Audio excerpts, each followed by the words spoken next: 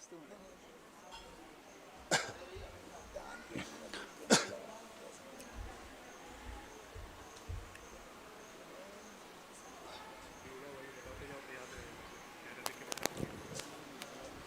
नमः सिद्धेभ्यः, ओम नमः सिद्धेभ्यः, ओम नमः सिद्धेभ्यः।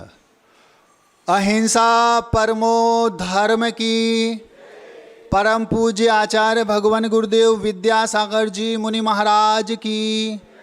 परम पूज्य विनम्र सागर जी, निस्वार्थ सागर जी, निर्मद सागर जी, निसर्ग सागर जी महाराज की।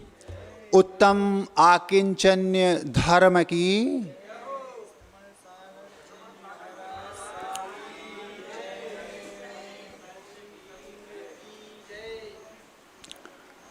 मैं ऊपर उठना चाहता हूँ। महाराज जी 5-7 फीट तो ऊपर उठ ही गए, आप और कितना ऊपर उठना चाहते हो? हम लोगों से 5-7-8 फीट ऊपर तो आपकी स्टेज पहले ही से बनाई है, अब आप और कितना ऊपर उठना चाहते हैं? कुआं देखा आप लोगों ने? कुआं, बुआ नहीं, कुआं, वेल। बरसात के दिनों में जब बहुत बारिश हो जाती है तो कुआं एकदम लबालब भर जाता है। जमीन का लेवल से पानी कुएं में आ जाता है। अगर बच्चे चाहें तो हाथ से कुएं के पानी को छू भी सकते हैं, छूना नहीं कभी, बता रहा है, इतना पानी आ जाता है। बच्चों की जो खेलने की प्लास्टिक की बॉल होती है, उस बॉल के ऊपर यदि मिट्टी की मोटी परत चढ़ा दी जाए और उस परत को धूप में सुखा दिया जाए, फिर उस कुएं में उसको डाल दिया जाए, तो वो लबालब भरे कुएं में 50-60 फीट गहरा कुआं भी क्यों ना हो, सबसे नीचे जाकर तल्ले में वो बॉल बैठ जाएगी। अब धीरे धीरे जब वो मिट्टी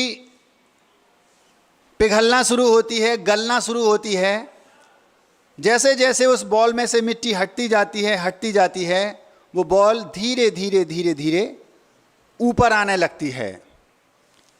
भगवान महावीर स्वामी को जब केवल ज्ञान हुआ तो उस समय 4 घातीय कर्मों का नष्ट करके उनको केवल ज्ञान हुआ। वो बॉल जो पूरी मिट्टी से लिप्त थी, 5000 धनुष भगवान ऊपर उठ गए, तो वो मिट्टी से लिप्त बॉल जमीन को छोड़ करके आधे से ज़्यादा स्थान तक ऊपर आ गई, क्योंकि उसकी आधे से ज़्यादा मिट्टी हट गई। बिल्कुल यही हाल भगवान महावीर स्वामी का हुआ, अथवा जितने भी आज तक सिद्ध हुए हैं, हो रहे हैं, होंगे, सबका यही हाल है। 4 घातीय कर्म नष्ट किए, आधी मिट्टी हट गई और उन्हें केवल ज्ञान प्राप्त हो गया। केवल ज्ञान प्राप्त होते ही हम उन्हें कहते हैं अर्धनारीश्वर। मैंने 20 बरस पहले एक फोटो देखी थी अर्धनारीश्वर भगवान की। उसमें आधा शरीर था स्त्री का, चेहरा, मुख, और आधा था पुरुष का। तो मैं समझता था अर्धनारीश्वर मतलब आधे पुरुष और आधी स्त्री, जबकि अर्धनारीश्वर वो कहलाते हैं जो केवली होते हैं, जिन्हें केवल ज्ञान प्राप्त हो गया, जिन्होंने 8 कर्मों में से 4 घातीय कर्मों को नाश कर दिया और सर्वज्ञता को प्राप्त हो गए, वो कहलाते हैं अर्धनारीश्वर। उसकी संधि विच्छेद करेंगे तो क्या अर्थ निकलेगा? अर्ध माने आधे, ना माने नहीं, अरि माने शत्रु। कर्म 8 शत्रु हैं। 4 घातीय कर्म पहले नष्ट होते हैं तो केवल ज्ञान प्राप्त हो जाता है। फिर जितनी आयु शेष बची उतनी आयु पूरी भोग के अंत में 4 और जो अघातीय बचे उनको नष्ट करके सिद्ध बन गए। तो जिनके जो केवली बने हैं, 24 के 24 तीर्थंकर जिनको हम बोलते हैं, वो सब अर्धनारीश्वर हैं। इसके बाद उन्होंने आयु पूर्ण करके सिद्ध बन गए, वो अलग बात है। तो अर्धनारीश्वर का मतलब वो नहीं कि आधे पुरुष आधी स्त्री। अर्धनारीश्वर का मतलब है ऐसे ईश्वर जिनके अर्ध माने आधे नहीं हैं, अरि माने शत्रु। आधे शत्रु जिनके नष्ट हो गए, चार घातीय कर्म जिनके नष्ट हो गए उनका नाम है अर्धनारीश्वर। अब अपने दिमाग में यदि फितूरी हो आपके तो वो हटा लेना। अर्धनारीश्वर मतलब केवली भगवान, अरहंत भगवान। वे महावीर स्वामी जैसे ही आधे शत्रु नष्ट हुए तो जैसे ही वो प्लास्टिक की गेंद में मिट्टी लगी थी, आधी मिट्टी हटी और वो ऊपर उठने लगी बॉल। अभी पूरी ऊपर नहीं आई क्योंकि पूरी मिट्टी नहीं हटी। जैसे ही पूरी मिट्टी हटेगी वैसे ही सबसे ऊपर आकर के तल पर वो बॉल तैरने लगेगी। ऐसे ही जैसे ही परिग्रह की मिट्टी हटी और आत्मा शुद्ध ऊपर जाके सिद्धालय में जाकर विराजमान हो गई, अनंत काल के लिए सुख में लीन हो गई, आनंद में डूब गई। जैसे ही भगवान को केवल ज्ञान हुआ, भगवान 5000 धनुष ऊपर उठ गए। समोसरण जहां लगता है वहां 20,000 सीढ़ियां होती हैं। और आप लोगों के दिमाग में एक और दूसरी फितूरी है। एक तो अर्धनारीश्वर की थी, वो कुछ हद तक ठीक हो गई होगी। दूसरी ये है, आप लोगों ने वो सीढ़ियां देखी जो इलेक्ट्रॉनिक सीढ़ियां होती हैं, स्लाइडिंग वाली, जिसमें पहली सीढ़ी पर पैर रखो और कुछ ही देर में हम टॉप पर पहुंच जाते हैं। आपको ये लगता होगा ये विज्ञान का नया आविष्कार है। 20 बरस पहले मैं मुंबई गया था, एक रघुलीला शॉपिंग मॉल था, उसमें मैंने पहली बार जीवन में वो वाली सीढ़ी देखी थी। उसके बाद फिर इंदौर में एक TI मॉल है, ट्रेजर आइलैंड, उसमें भी वो सीढ़ियाँ लगी थी। फिर अभी पिछले हम लोग 2-3 साल पहले जब भोपाल में DB मॉल में गए थे, उसमें भी बहुत सारी वो सीढ़ियाँ लगी थी। तो ये नया आविष्कार नहीं है। आज वर्तमान में जो आविष्कार है उसमें पहली सीढ़ी पर पैर रखो 5 मिनट का इंतजार करना पड़ता है। भगवान महावीर के समोसरण में 20,000 सीढ़ियां थीं। पहली सीढ़ी पर पैर रखो और एक क्षण मात्र में अंतिम सीढ़ी पर पहुंच जाते थे। उस समय भी सीढ़ियां थीं। ये नया आविष्कार नहीं है। भगवान महावीर नहीं, आज तक जितने भी तीर्थंकर हुए हैं, होंगे, हो रहे हैं, उन सब के समोसरण में ये सीढ़ियां बिना इलेक्ट्रिसिटी के, आपके यहाँ तो उनमें पावर लगाना पड़ता है तब चलती हैं, वहाँ तो इससे भी एक कदम आगे कुछ नहीं करना पड़ता। पहली सीढ़ी पर पैर रखो, सीधी 20,000 भी सीढ़ी पर पहुँच जाते हैं। 20,000 धनुष मतलब 5,000 धनुष ऊपर मतलब 20,000 हाथ। एक एक हाथ की एक एक सीढ़ी होती है। 20,000 हाथ मतलब लगभग 30,000 फुट। मतलब वो बॉल जो जमीन में तल्ले में थी, जिसमें मिट्टी लगी थी, उसकी इतनी मिट्टी निकल गई आधी कि वो आधे ऊपर तक आ गई। वे भगवान इतने ऊपर पहुंच गए, वहां उनका समोसरण होता है।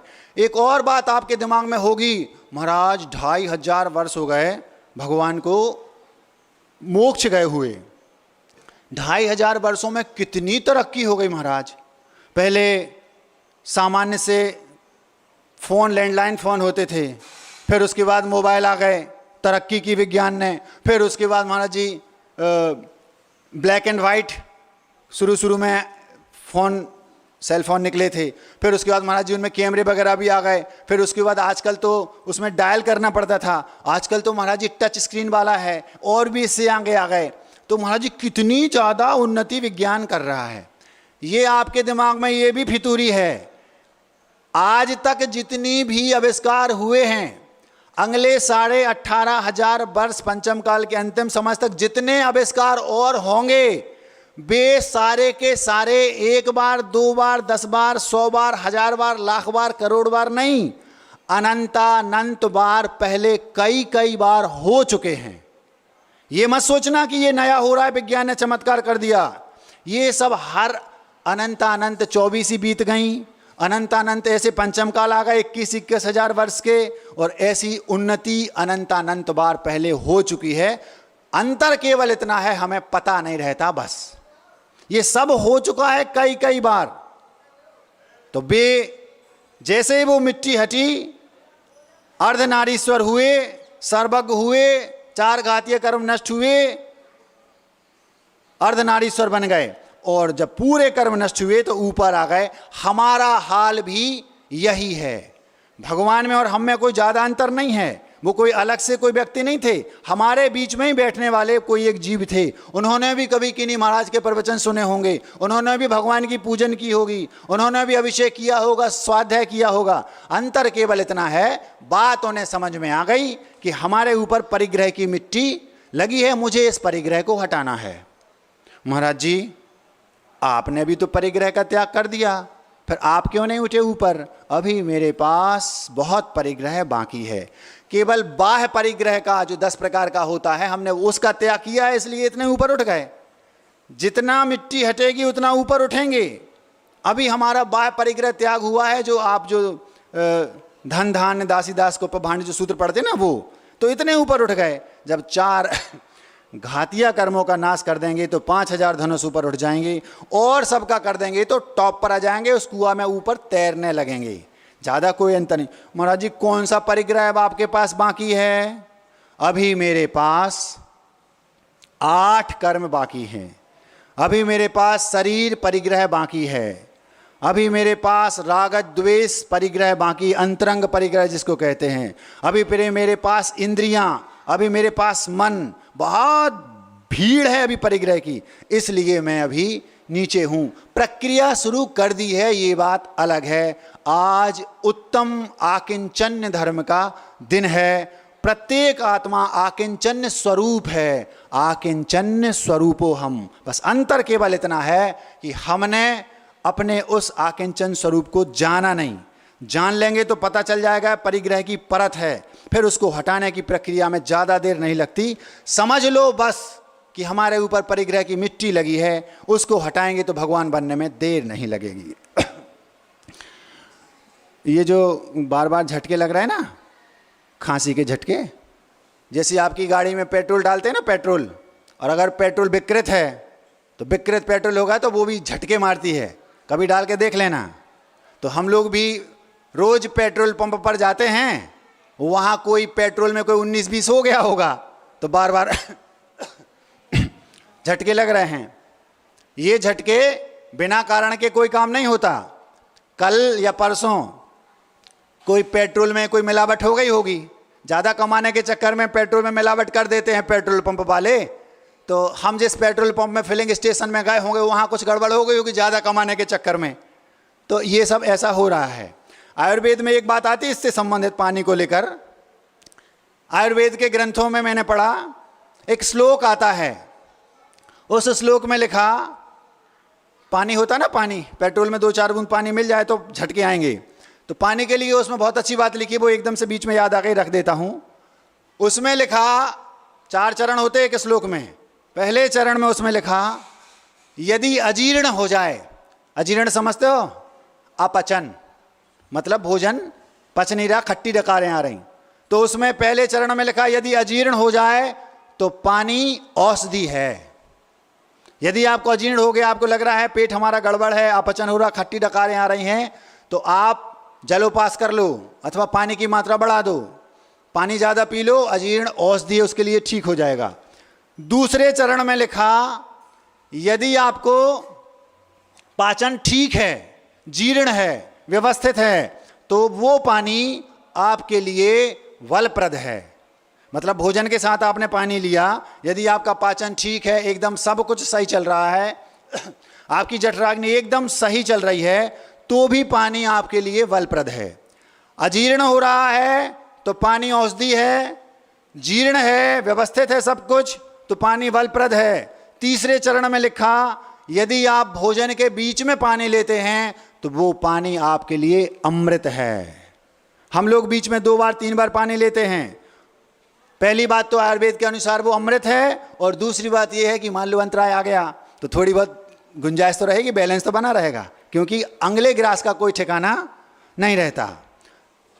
अगर अजीर्ण है तो पानी अमृत औषधि है, जीर्ण है तो पानी वलप्रद है, और यदि भोजन के बीच में पानी ले रहे हैं तो वो आपके लिए अमृत है। और उसमें लिखा चौथे चरण में कि यदि आप भोजन करने के बाद भोजन के अंत में पानी ले रहे हैं तो वो पानी आपके लिए विष है, विष। हाँ महाराज जी, आप लोग तो लास्ट में लेते हैं, हम लोग बीच में भी लेते लास्ट में, और हमसे आप अपनी तुलना ना करें, क्योंकि हम लोग गर्म पानी लेते, कुएं का पानी लेते, उबला पानी लेते, और दिन में एक ही बार लेते, खड़े खड़े होकर लेते। हमारे भोजन की प्रक्रिया में और आपकी में बहुत अंतर है। इसलिए आप लोग बीच में ले सकते हैं ताकि ये जो झटके मुझे लग रहा है ना पेट्रोल में गड़बड़ी है, ये ना हो, ये कहना था। एक और बात थोड़ी सी है, बात, पित्त और कफ, इन तीनों से स्वास्थ्य में गड़बड़ी होती है। अगर इन तीनों का मेल गड़बड़ हो गया, समायोजन ठीक नहीं रहा, तो आपके स्वास्थ्य में गड़बड़ी हो जाएगी। मनुष्य में बात की अधिकता होती है, हाथी में पित्त की अधिकता होती है और घोड़े में कफ की अधिकता होती है। एक सज्जन मेरे पास आए, महाराज जी हमें रात में एक सपना आया। क्या? महाराज जी ऐसा सपना आया कि उस सपने में हम आकाश में उड़ रहे। हमने कहा चारण रिद्धि प्रकट हो गई। चारण रिद्धि समझते हो? मुनिराज अपनी तपस्या के बल पर रिद्धियां प्रकट हो जाती हैं। आप हेलीकॉप्टर में जैसे उड़ते हैं, वे महाराज बिना किसी वाहन के ऐसे ही आकाश में गमन करते हैं, उसको चारण रिद्धि बोलते हैं। महाराज जी हमें सपना आया कि हमें रात्रि में सपना आया कि हम आकाश में उड़ रहे। हमने कहा चारण आरण रिद्धि प्रकट नहीं हुई, बात का प्रकोप है। बात का प्रकोप मतलब वायु जब पेट में भर जाती ना, तो रात्रि में ऐसे सपने आते हैं कि हम हवा में आकाश में उड़ रहे। तो चारण रिद्धि प्रकट नहीं हुई, आपको बात का प्रकोप ध्यान रखना। मनुष्य में बात की अधिकता होती है, हाथी में पित्त की अधिकता होती है और घोड़े में कफ की अधिकता होती है। आज उत्तम आकिंचन्य धर्म का दिन है, आकिंचन्य स्वरूपोहम। आकिंचन्य शब्द का अर्थ क्या है महाराज जी? आकिंचन्य शब्द का अर्थ है किंचित भी, कुछ भी मेरा नहीं है। कल आप उत्तम त्याग के दिन सब कुछ त्याग कर चुके हैं, अब आपके पास कुछ नहीं बचा।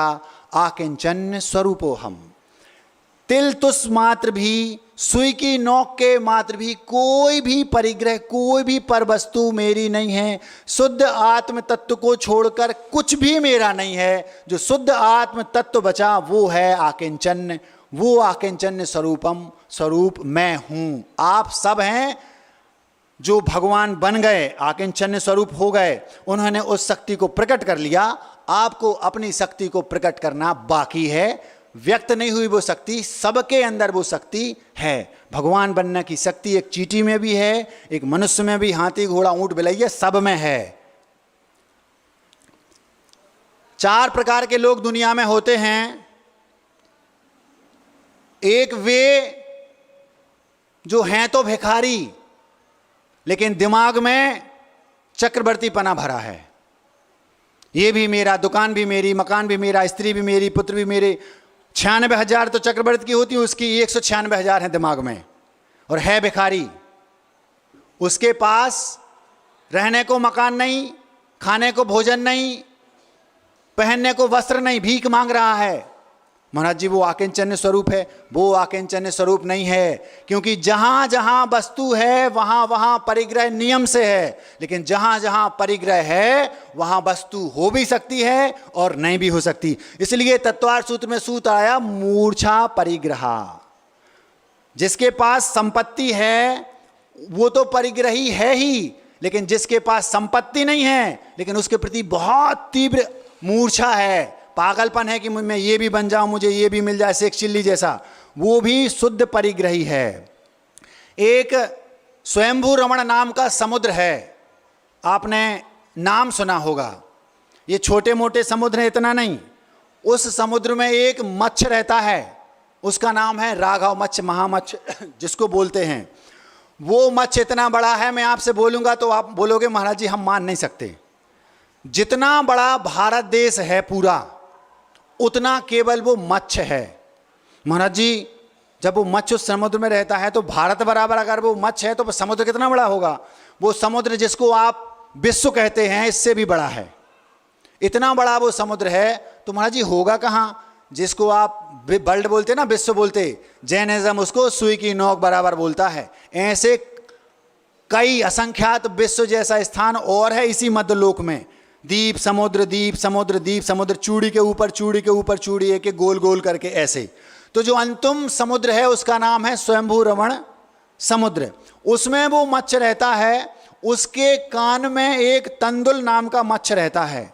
वो मच्छ इतना बड़ा है भारत बराबर, उसका मुंह मध्य प्रदेश से भी ज़्यादा बराबर होगा। तो जब वो सोता है तो वो मुख को खोल कर सोता है। तो जो कान में मच्छ है मैं उसकी बात बता रहा हूं जो है तो गरीब लेकिन मूर्छा उसके पास बेहिसाब है। तो वो मच्छ कान में चावल के दाने बराबर है, सामर्थ्य कुछ भी नहीं, उतनी बड़ी मछली को वो खा नहीं सकता।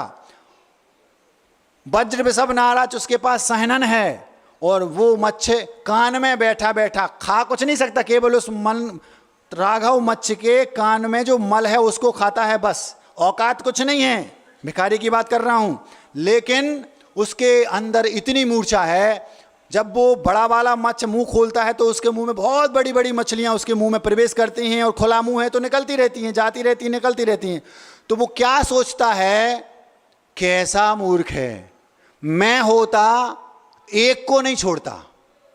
औकात कितनी है, भीख मांग रहा है भिखारी, लेकिन क्या सोच रहा है, चक्रवर्ती बनना है, भाव ये है मुझे चक्रवर्ती बनना। यही कंडीशन उस मच्छ की है, कान में बैठा है लेकिन सोच रहा है मैं एक को नहीं छोड़ता, ये कैसा मूर्ख है, इतनी सारी मछलियां इसके मुख में घुस रही हैं और बाहर निकल रही हैं, लेकिन मैं होता तो मुंह बंद कर लेता, सब अंदर चली जाती। औकात बिल्कुल नहीं है, लेकिन मूर्छा इतनी है, इसको बोलते हैं मूर्छा परिग्रह। एक भिखारी के पास बिल्कुल संपत्ति नहीं है लेकिन उसके दिमाग में मूर्छा भरी है, मैं सारी संपत्ति का मालिक मैं ही हूं, ऐसा उसका भाव है, पूरी दुनिया की संपत्ति मुझे मिल जाए उसका ऐसा भाव है। 7वें नरक जाता है वो तंदुलमक्ष। आप लोग सुन रहे हैं, आप ये मत समझना कि मेरे पास संपत्ति ना के बराबर है, छोटा सा मकान है, छोटी सी दुकान है, एक कानी पत्नी है, बस ये मत समझना कि मेरे पास संपत्ति नहीं है। यह भी हो सकता है कि आपके पास मूर्छा चक्रवर्ती से ज्यादा हो।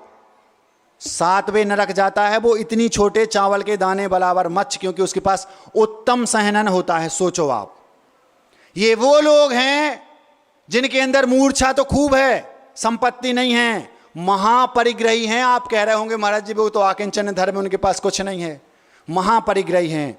ये वे लोग हैं जो अकेले में रहकर भी भीड़ के साथ जीवन जीते हैं। क्या कहा, वे लोग जो भिखारी हैं, संपत्ति बिल्कुल नहीं है लेकिन मूर्छा गजब की है, वे हैं जो अकेले में रह रहा है, क्योंकि कोई उनके साथ रहेगा क्यों, ना मित्र बनेंगे ना, क्यों, क्योंकि मित्र बनते पैसे वालों के, उनके पास कुछ नहीं, अकेले रह रहे हैं, ना घर है ना दुकान है ना मकान है, फुटपाथ पे सो रहे, कोई मित्र भी नहीं है। लेकिन वे लोग हैं 24 घंटे सबको अपना बनाने के चक्कर में रहते हैं, पूरी संपत्ति अपनी हो जाए। तो अकेले में हैं तो अकेले, लेकिन पूरी दुनिया के साथ रह रहे, अकेले में रहकर भी भीड़ में रह गए, सबसे निकृष्ट माने जाते हैं। दूसरे प्रकार के लोग वे हैं जिनके पास मूर्छा भी खूब है और संपत्ति भी खूब है। संपत्ति है, मूर्छा नियम से होगी। वे लोग जिनके पास बहुत संपत्ति है और बहुत मूर्छा है, जैसे चक्रवर्ती, 96,000 पतियां, 6 खंड का अधिपति, सब कुछ है और चक्रवर्ती है, उससे ज्यादा उसकी मूर्छा है। चक्रवर्ती यदि चक्रवर्ती पने को छोड़ता नहीं है, अगर चक्रवर्ती पद के साथ उसका मरण होता, नियम से 7वें नरक जाता है। कौन ले जा रहा है, परिग्रह। जिसके पास संपत्ति नहीं थी, परिग्रह मूर्छा थी, वो भी तंदुल मच्छ 7वें नरक गया। जिसके पास संपत्ति भी खूब है लेकिन उसके प्रति आसक्ति भी खूब है, वो भी 7वें नरक गया, जैसे चक्रवर्ती। ये वे लोग हैं जो रहते तो भीड़ में हैं लेकिन साथ भीड़ के साथ भी हैं और रहते भी भीड़ के साथ हैं, मतलब अकेले नहीं रहते, भीड़ में रहते हैं और भीड़ के साथ ही अपना जीवन जीते हैं। ये लोग भी वहीं जाते हैं। आप देख लो किसकी श्रेणी में आते हो। महाराज हमारे पास बहुत संपत्ति है लेकिन हमें उनसे मूर्छा बिल्कुल नहीं, ऐसा होता नहीं। जहां जहां सब परिग्रह है वहां वहां, जहां जहां वस्तु है वहां वहां परिग्रह है, जहां जहां परिग्रह है वहां वस्तु हो भी सकती है, नहीं भी हो सकती, मूर्छा हो सकती है। पहले वे लोग जिनके पास संपत्ति नहीं है लेकिन मूर्छा है, तंदुल मच्छ नरक जाएंगे। दूसरे वे जिनके पास संपत्ति है, मूर्छा भी है, चक्रवर्ती, वे भी नरक जाएंगे। तीसरे प्रकार के वे लोग हैं जिनके पास संपत्ति तो बहुत है लेकिन उसके प्रति मूर्छा नहीं है। महाराज जी ऐसा तो हो ही नहीं सकता, अभी आपने कहा 4 प्रकार की होती मूर्छा गाढ़ता के अनुसार। जैसे वो सम्यक दृष्टि की बात कर रहा हूं, वो सम्यक दृष्टि जिसके पास संपत्ति तो है लेकिन उसको तड़पन हो रही कब इससे पिंड छुड़ाऊं। वो संपत्ति करोड़पति है। संघ में आचार्य भगवान गुरुदेव विद्यासागर जी के संघ में ऐसे भी महाराज हैं जिनका 1 करोड़ से भी ऊपर का विदेशों में पैकेज था। मैं उनकी बात कर रहा हूं। ये वो लोग हैं जिनके पास संपत्ति तो अकूत है, लेकिन उसके प्रति सीमित ममत्व है। तो महाराज जी फिर उनको आश्रव नहीं होगा, क्योंकि वस्तु है तो परिग्रह उनके पास है। आश्रव कर्मों का होगा तत्संबंधी, लेकिन उसके प्रति अनंतानुबंध्यात्मक मतलब बहुत गाढ़ता से नहीं होगा। वो तड़प रहे हैं मैं कब इस बंधन से मुक्त हूं। वे सम्यक दृष्टि जीव होते हैं। आप क्या इस श्रेणी में आते हैं? आपके घर में माँ है, बच्चे हैं, बेटे हैं, पुत्र है, पुत्री है, सब लोग हैं, लेकिन सबके होते हुए भी क्या आपके मन में ये भाव आता है ये सब पर हैं परिजन लोए। हमारी बेटी है, मैं उसके बिना एक पल नहीं रह सकता। हमारी पत्नी है, मैं उसके बिना एक पल नहीं रह सकता। केवल ये आशियाना यहीं का है। 10-20 साल बाद निकल लोगे, और निकलने के बाद माना कि आप अपने ही घर में बकरी बन गए। अवधि ज्ञानी मुनिराज ने बता भी दिया। एक सेठानी थी, एक बकरा उनके घर के सामने गेट पर रोज आके खड़ा हो जाता, और वो जैसे ही सेठानी जी के पास उसके नजदीक से निकलती तो वो उनके पास जाता, पल्लू मुंह में दबाने का प्रयास करता बकरा। तो अवधि ज्ञानी मुनिराज उनसे पूछा, महाराज जी समझ में नहीं आ रहा, ये बकरा इतना स्नेह क्यों है, मुझे भी इससे है। और ये बोले बकरा नहीं है, सेठ जी हैं जी। सेठ जी का जो जीव था वो मरण करके बकरा बन गया। अब मैं पूछना चाहता हूं, महाराज पर उस सेठानी को पूरा भरोसा था, सम्यक दृष्टि थी, महाराज झूठ नहीं बोलेंगे, अवधि ज्ञानी सत्य बोलेंगे। मैं पूछना चाहता हूं उस सेठानी से, क्या वो उस बकरे के साथ एक थाली में भोजन करेगी? 20 बरस पहले तो आप कहते, 5 बरस पहले, 1 बरस पहले तो आप कहते थे मैं एक पल नहीं रह सकता अपनी पत्नी के बिना। फिर कहाँ गई वो पत्नी और वो कहाँ गए पति? ये हाल दुनिया का है। आप लोग समझ लो, जल्दी जितने जल्दी समझ लोगे उतने जल्दी समझ में आ जाएगा कि बॉल में मिट्टी लगी है, हमें इसको निकालना है, ऊपर तैरना है। कहाँ गए वो सेठ जी? बकरा बन गए। अब वो सेठानी जी खाएंगे उनके साथ? एक थाली में हम घास रख ले बगल में, वहीं रोटी, हम रोटी खाएंगे तुम घास खा लेना बकरी से, ऐसा बोलेंगी? डंडे मार के बाहर भगाएंगी। पता चल गया ये मेरे पति का जीव है। कहाँ गई वो मोह, कहाँ गई वो हमारे हैं? कोई किसी का नहीं है, ध्यान रखना।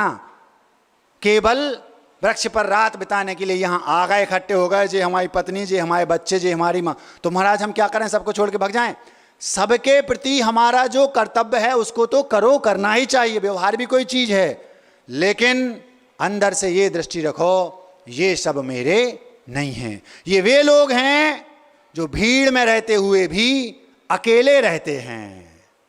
पहले प्रकार के लोग वे थे जो अकेले रहकर भीड़ में रखते हैं, वो नरक गए। दूसरे वे जो भीड़ में रहकर भीड़ में रहते हैं, चक्रवर्ती, वो भी नरक गए।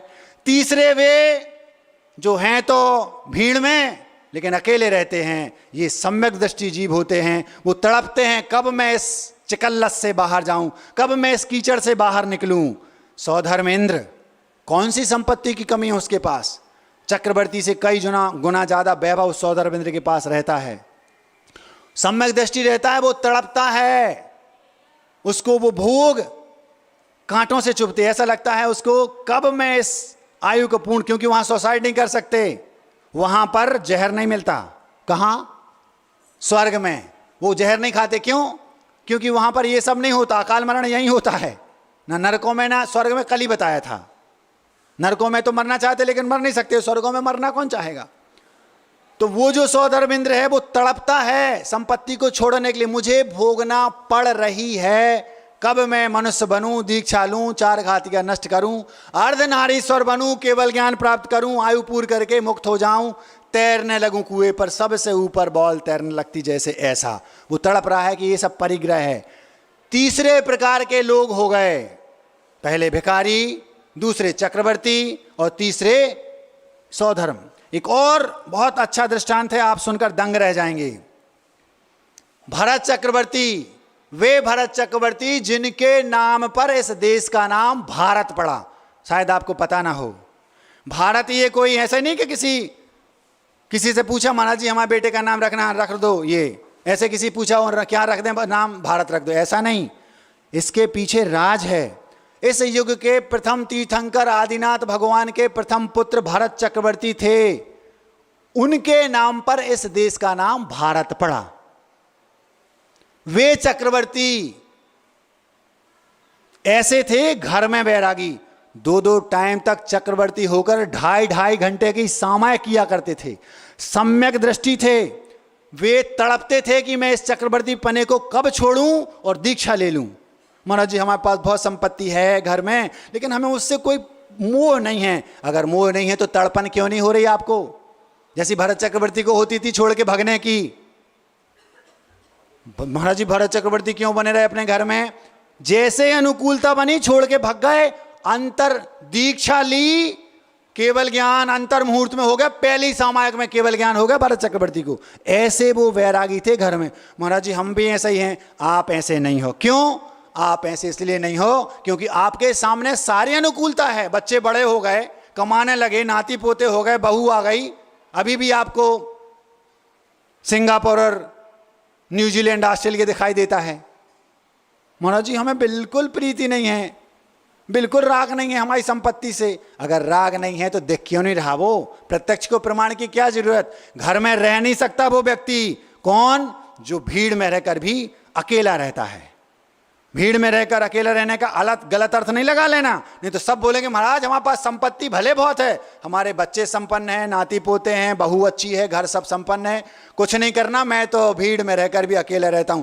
अपने आप को ठग रहे हो अगर ऐसा कह रहे तो। क्योंकि अगर आप भीड़ में रहकर अकेले रहने का जीवन सीख लिए होते, तड़पते, भग जाते वहां से, यहाँ खजुराहो में आकर 10 लक्षण मनाते, वहां घर में 24 घंटे टीवी के सामने बैठकर 10 लक्षण नहीं मना सकते थे।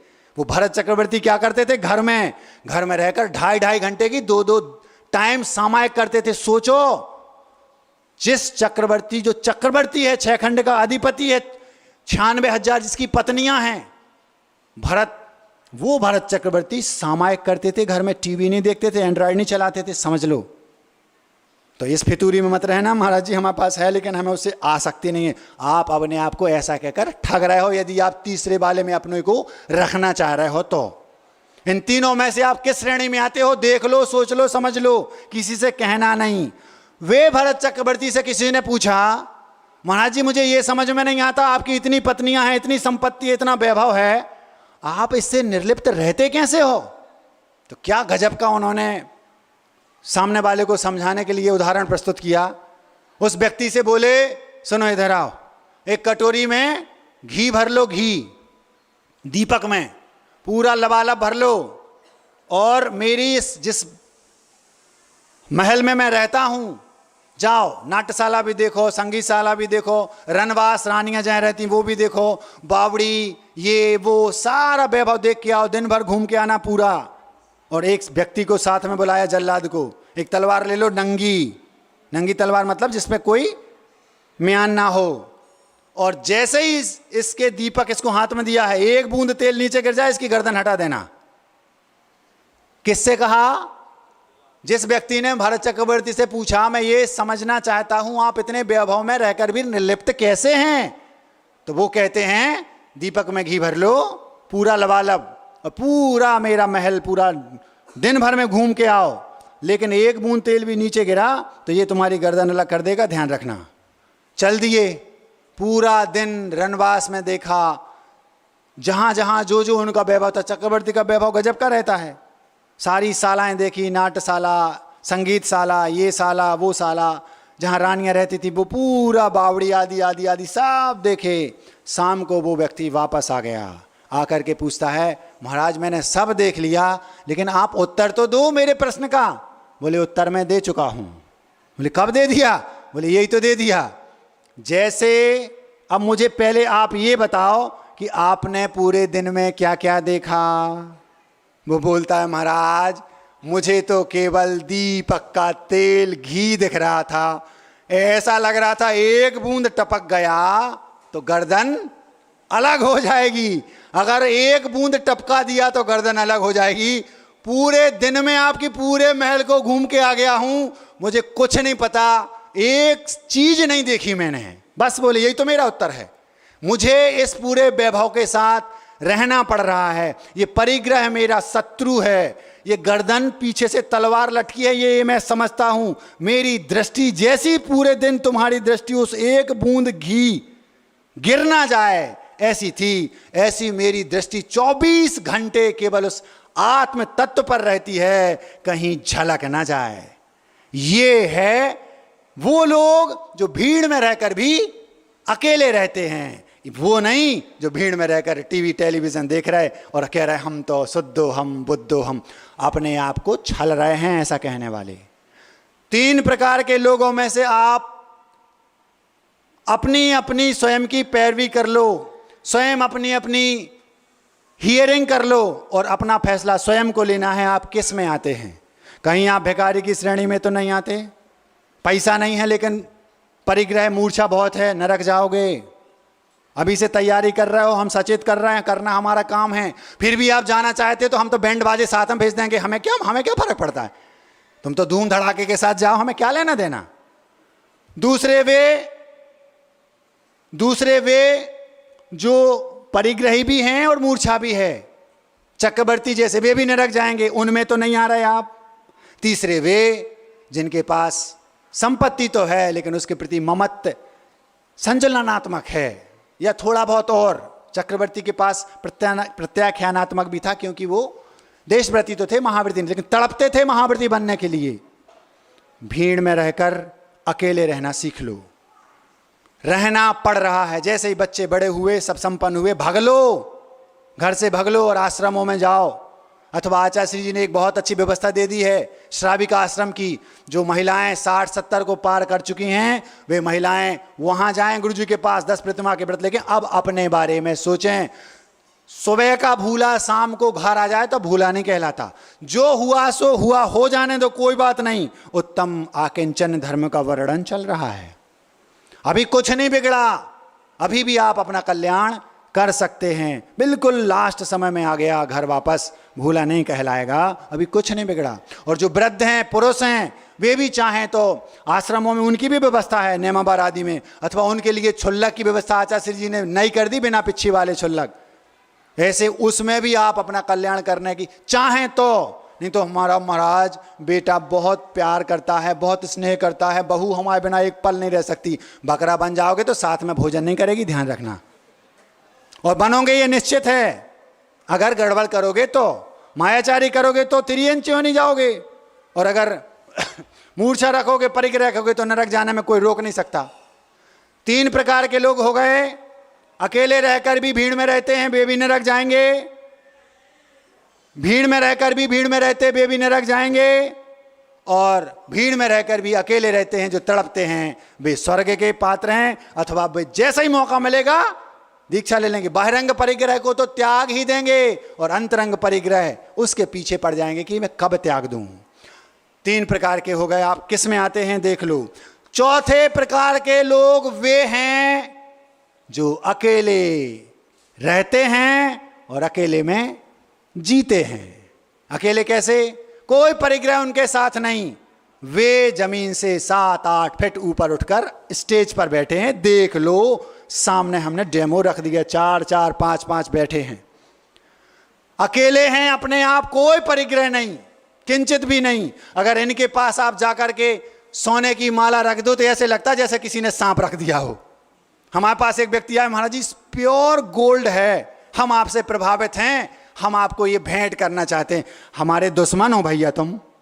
बोले क्यों महाराज जी? अगर हमारे मित्र होते तो माला नहीं रखते, आप हमारे दुश्मन हो, यदि हमें रख दी तो। वे लोग उन महाराजों के दुश्मन हैं, शत्रु हैं, जो महाराजों को महाराज जी मोबाइल भेंट करना चाहते हैं। आपने उनको कुछ दिया नहीं, उनका सब कुछ लूट लिया।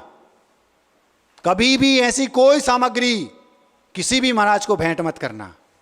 आप उन्हें क्या दे सकते हैं? लेना हो तो उनसे लूट लो, कभी देना नहीं कुछ भी। महाराज जी ये रख लो, महाराज जी ये रख लो, महाराज जी ये रख लो, आप उनके शत्रु हैं। उनके पास कुछ नहीं, अगर कमी थी क्या उनके पास? घर में वो सोने की थाली में खाते थे। कभी मत देना ऐसी चीजें। क्यों? क्योंकि हम उनके अनुयायी हैं जो निष्परिग्रह 10 प्रकार के बहिरंग परिग्रह को जिनने त्याग कर दिया, तभी तो वो ऊपर उठ गए। ये चौथे प्रकार के लोग हैं, अकेले में रहते हैं और अकेले ही जीते हैं, कि कोई परिग्रह भी साथ में नहीं और मूर्छा भी नहीं, ना बाह्य परिग्रह कोई साथ है और ना उस परिग्रह के प्रति ममत्व है। आप सोने की चांदी की माला हमारे पास रख दोगे, हमें ऐसा लगेगा भैया जी बहुत बड़ी विडंबना रख दी। एक पेंसिल भी आप एक्स्ट्रा रख दो तो ऐसा लगता भैया हटाओ इसको, कहाँ रखेंगे हमने, हमारे पास जेब है ना बटन है, अलग करो इसको। तो ये हो गए चौथे प्रकार के, ये नियम से स्वर्ग ही जाएंगे। और कितनी देर के लिए? जब तक यहां पर मोक्ष का द्वार नहीं खुला है। वहां से आएंगे, दीक्षा लेंगे और अर्धनारीश्वर बनेंगे और फिर पूर्ण नारीश्वर बन जाएंगे। पूर्ण ना अरी, जिनके कोई शत्रु नहीं है वो। ये हो गए चौथे प्रकार के लोग जो स्टेज पर बैठे हैं। 3 प्रकार के लोग आप में से हो सकते हैं। कौन से हैं आप देख लो, मैं नहीं बताऊंगा कौन क्या है, अपनी अपनी स्वयं हियरिंग करके फैसला कर लो।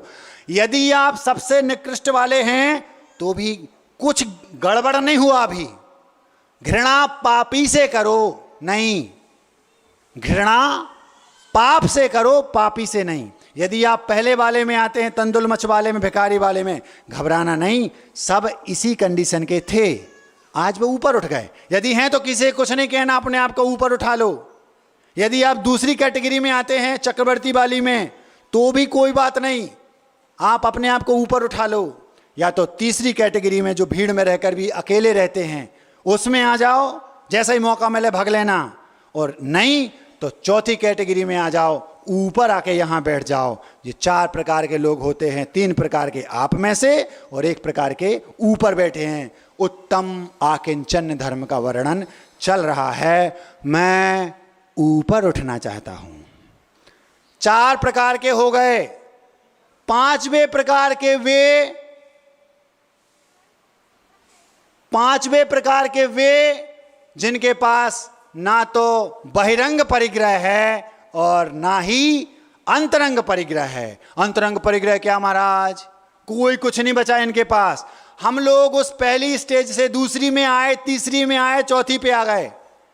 चौथी स्टेज तक, पांचों जो स्टेज पे 5 बैठे हैं, ये चौथी स्टेज तक आ गए। अकेले में रहते हैं, अकेले ही जीते हैं, बाह्य परिग्रह का त्याग है, उसके प्रति मूर्छा भी नहीं। अब हम लोग वो 5वें प्रकार के बनना चाहते हैं।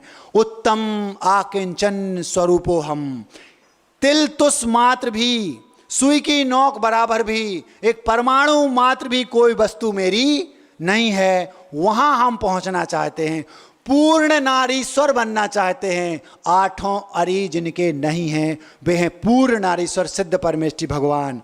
जिस दिन 8 कर्मों को नष्ट कर दिया, जिस दिन शरीर को भी छोड़ दिया, त्याग कर दिया, महाराज आज कर दो, आज हम त्याग नहीं कर सकते। आज हम शरीर का त्याग करेंगे, सुसाइड करना पड़ेगा, कदलीघात कहलाएगा। प्रक्रिया पूर्वक, ध्यान की अग्नि पूर्वक इस शरीर को नष्ट किया जाता है, फिर वो शरीर धारण नहीं करता। ये शरीर भी परिग्रह है, नष्ट हो जाएगा। जिस दिन ये परिग्रह भी नष्ट हो गया, 8 कर्म नष्ट हो गए, उस दिन हम उस 5वीं पोजीशन पर पहुंच जाएंगे जहां पर हम आकिंचन स्वरूप हो जाएंगे। ये है उत्तम आकिंचन्य धर्म। आज उत्तम आकिंचन्य धर्म की व्याख्या चल रही है। कल तक आप सब कुछ त्याग कर चुके थे। कल ब्रह्मचर्य और उसके बाद 5, आप भी मुक्त हो गए और हम भी मुक्त हो जाएंगे। 5 प्रकार के लोग हैं, पहले, दूसरे, तीसरे, चौथे, 5वें। 20-20 बार इसको अपने दिमाग में चलाने के बाद हो सकता है आप तीसरी स्टेज पर हो सकता है दूसरी पर हो सकता है पहली पर हों। चौथी पे तो आप नहीं हैं, तो चौथी के लिए तड़पना। यदि पहली पे हैं तो दूसरे के लिए तड़पना, दूसरी पे हैं तो तीसरे के लिए तड़पना, तीसरी को पालो तो चौथी के लिए तड़पना। और हम लोग चौथी के हैं लेकिन 5वीं के लिए तड़प रहे हैं। कब मैं इन संपूर्ण परिग्रह से मुक्त हो जाऊं, कब वो बॉल जो कुएं में सबसे नीचे थी, पूरी मिट्टी हटा करके सबसे ऊपर जा करके तैरने लगूं। इस कुएं में जो 7 राजू लंबा है, 7 राजू मतलब हजारों लाखों किलोमीटर, यहां हम हैं, यहां से लाखों किलोमीटर ऊपर सिद्ध शिला है कुएं की टॉप, पानी वहां तक लबालब भरा है धर्मास्तिकाय, वहां पर जाकर के अनंत काल के लिए मुक्त हो गए, आकिंचन स्वरूप हो गए। ये आपका लक्ष्य होना चाहिए। यदि आपका ये लक्ष्य है, किसी भी स्टेज पर आप हैं, वो लक्ष्य बनाओ और लक्ष्य को पाने के प्रति पागल हो जाओ, तब आपका ये आकिंचन धर्म मनाना सार्थक हो जाएगा। आप अपने इस लक्ष्य को प्राप्त करें, हम ऐसी भावना और आशीर्वाद आप सबको देना चाहते हैं। महाराज जी, लंगोटी रख के भी तो ये हो सकता है, 5वीं स्टेज पा सकते हैं। कभी भी लंगोटी वाला उस स्टेज को पा नहीं सकता। अभी अभी पूजन चल रही थी, चाह लंगोटी की दुख भाले, भाले न समता सुख कभी नर बिना मुनि मुद्रा धरे। कहने को तो एक लंगोटी है महाराज, वो लंगोटी आपको चक्रवर्ती बना देती है। कैसे? एक छोटी लंगोटी है, फिर उसको धोएंगे, धोने के लिए बाल्टी चाहिए, फिर बाल्टी है तो किसी ने कुएं में मना कर दिया तो अपना कुआं खोद लिया, फिर उस बाल्टी को रखना, रस्सी में उसको लंगोटी को टांगना पड़ेगा, एक और रखनी पड़ेगी क्योंकि 2 चाहिए पड़ेंगी। तो फिर धीरे धीरे धीरे घर बन गया। फिर अब घर कौन चलाए, झाड़ू पोछा कौन करे, तो पत्नी, फिर बच्चे, फिर धीरे धीरे पता चला कि आप चक्रवर्ती बन गए। तो एक छोटी सी लंगोटी भी कष्ट देगी। इसलिए कुछ नहीं, बाह्य परिग्रह का पूर्ण त्याग और फिर अंतरंग परिग्रह का पूर्ण त्याग, और आपने अपने आकिंचन स्वरूप को पा लिया। समय आपका हो गया है, 2-3 मिनट ज़्यादा हो गए। अब मिठाई। बात डोंगरगढ़ की है। डोंगरगढ़ से 20 किलोमीटर 40 किलोमीटर दूर एक गांव है, डोंगर गांव। उस डोंगर गांव में गुरुदेव आचार्य विद्यासागर जी महाराज ससंग विराजमान थे। उस समय वो छत्तीसगढ़ में आता है डोंगर गांव। वहां पर पंचकल्याणक चल रहा था। पंचकल्याणक के बीच में वहां के तात्कालीन मुख्यमंत्री डॉक्टर रमन सिंह जी थे, वो आए, गुरुदेव के पास आए, नमोस्तु किया। पूरी टीम उनके साथ थी। वो लोग ऐसे हैं जो भीड़ में रहते हैं, भीड़ के साथ जीते हैं। ज़्यादा कुछ कहना नहीं, आप समझ लो, सारे नेताओं का यही हाल है। किस कैटेगरी में हैं अभी आप लगा लेना। आचार्य श्री जी से उन्होंने आए, नमोस्तु किया, और नमोस्तु करने के बाद थोड़ी देर बातचीत की। बातचीत करने के बाद आचार्य श्री बोले चलो मंच पर चलते हैं। पूरी टीम मुख्यमंत्री के साथ मंच पर पहुंची। पूरा संघ मंच पर विराजमान है और उनके मुख्यमंत्री जी और उनकी पूरी टीम नीचे बैठी। सामने मुख्यमंत्री जी बैठे, रमन सिंह जी। आचार्य श्री जी बहुत आध्यात्मिक मूड में थे उस दिन। आचार्य श्री जी बोलते हैं, प्रवचन करते करते करते हम लोग बैठे थे, बहुत गौर से सुनते थे गुरुदेव के प्रवचन, एक एक शब्द, क्योंकि कब वो क्या बोलते हैं पता नहीं। बात करते करते करते करते एकदम आचार्य श्री जी बोलते हैं, मुख्यमंत्री जी आप मुझे दिगंबर समझते हैं, मैं अपने आप को दिगंबर मानता ही नहीं। जैसे ही आचार्य श्री ने कहा मैं अपने आप को दिगंबर नहीं मानता, हमारा दिमाग खराब हो गया सुन के। 50 वर्ष से जो दिगंबर है वो अपने आप को दिगंबर नहीं मान रहा। इसका मतलब ये है कि ये उस दिगंबरत की बात कर रहे हैं जो आकिंचन स्वरूपो हम। दिगंबर वो जो कर्मों से रहित, शरीर से रहित, मन से रहित, राग द्वेष से रहित, इंद्रियों से रहित, आंखों से रहित, कुछ भी मेरा नहीं, एक तिल तुस मात्र भी मेरा नहीं, शुद्ध आकिंचन स्वरूप वो आत्म तत्व। अपनी हथेली पर रखकर देखो, फिर सोचो, ये है दिगंबर। जैसे गुरुदेव ने कहा करंट लग गया अंदर से। 50 वर्ष से जो दिगंबर है वो कह रहा है मैं अभी दिगंबर नहीं हूं मुख्यमंत्री जी। मैंने उस पंक्ति को 50 बार रिपीट किया, भूल ना जाऊं। और अपनी बसतिका में पहुंचा। बसतिका मतलब अपना कक्ष। उस कक्ष में पहुंचा, सबसे पहले उसको लिख लिया, आचार्य श्री ने कहा है मैं अभी दिगंबर नहीं हूं। फिर कुछ पंक्तियां लिखी, आपके सामने रखता हूं। मैं ऊपर उठना चाहता हूं, आकिंचन स्वरूपो हम। आज उत्तम आकिंचन का दिन है। क्या लिखा? शीर्षक था उसका, अभी मैं दिगंबर हुआ ही कहाँ हूं। वस्त्रों का त्याग मात्र कोई बड़ी बात ना, मूक पशु पक्षी की भी वस्त्र रहित साधना। जो पशु पक्षी हैं, महाराज आपने कपड़े त्याग दिए, आप महान हैं। पशु पक्षी तो पहनते ही नहीं, हमने तो पहन के त्यागे, वो तो पहले ही से नहीं त्यागते। यदि यहीं तक रुक गए तो गड़बड़ है, आगे बढ़ना है। वस्त्रों का त्याग मात्र कोई बड़ी बात ना, मूक पशु पक्षी की भी वस्त्र रहित साधना। वेश बदलने से हां कुछ नया तो हुआ हूं। पहले आपका वेश था, अब हमने बदल लिया, अपनी ड्रेस चेंज हो गई, नयापन तो आ गया। वस्त्रों का त्याग मात्र कोई बड़ी बात ना, मूक पशु पक्षी की भी वस्त्र रहित साधना। वेश बदलने से हां कुछ नया तो हुआ हूं, चला भी हूं चाल मानो फिर भी कछुआ हूं। लक्ष्य दूर देख लगता जहां था वहां हूं, अभी मैं दिगंबर हुआ ही कहां हूं। दिगंबर तो वह है जिस पे कुछ भी लेस मात्र ना, शुद्ध विमल निर्विकार तन भी जिसके साथ ना। दिगंबर तो वह है, अपनी हथेली पर रखो आत्मा को, शुद्ध आकिंचन स्वरूप जो आत्मा, दिगंबर वो है। दिगंबर तो वह है जिस पे कुछ भी लेस मात्र ना, शुद्ध विमल निर्विकार मन भी जिसके साथ ना। अष्ट कर्म से अभी तो ग्रसित बेपनाह हूं। बेपनाह मतलब बहुत, 8 कर्म से जकड़ा हूं अभी मैं। अभी बॉल केवल 5-6 फीट ऊपर आई है कुएं में, 50 फीट का कुआं है, सबसे ऊपर जाना है टॉप पे। दिगंबर तो वह है जिस पे कुछ भी लेस मात्र ना, शुद्ध विमल निर्विकार मन भी जिसके साथ ना। अष्ट कर्म से अभी तो ग्रसित बेपनाह हूं, ओढ़ रखा तन को राग द्वेष से सना हूं। इतना फिर भी मानता हूं, कहां था कहां हूं, अभी मैं दिगंबर हुआ ही कहां हूं। फिर कौन है दिगंबर? एक शुद्ध ज्ञान मात्र गायक को छोड़कर, गायक मतलब एक शुद्ध ज्ञानमयी शुद्ध आत्मा जो हथेली पर रखी है। एक शुद्ध ज्ञान मात्र गायक को छोड़कर, शेष बाहरी उपाधियों से नाता तोड़कर, दिगंबरत्व है सही वही उसी की होड़ कर। मिले भले वो जब भी जहां जैसे जिस मोड़ पर, पूर्णता तभी अभी तो जहां का तहां हूं, अभी मैं दिगंबर हुआ ही कहां हूं। जिस दिन मैं कर्म वृक्ष को उखाड़ फेंक दूं, जिस दिन मैं कर्म वृक्ष को उखाड़ फेंक दूं, श्वासों का आवागमन जन्म मरण मेट दूं। आपने कर्मों का वृक्ष उखाड़ दिया, अब श्वास लेना समाप्त, जन्म मरण का झंझट समाप्त।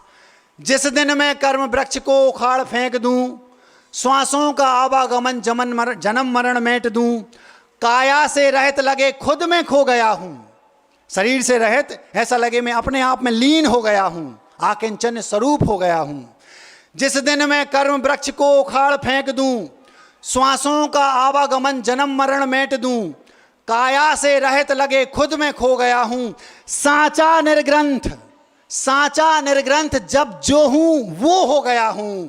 समझना कि उसी दिन ही हुआ मैं महा हूं, अभी मैं दिगंबर हुआ ही कहां हूं, अभी मैं दिगंबर हुआ ही कहां हूं। अहिंसा परमो धर्म की, बोधि समाधि परिणाम शुद्धि, स्वात्मोपलब्धि शिव शौक सिद्धि। चिंतामणिम चिंतित वस्तुदाने, तौम बंद मानस ममास्त देवी।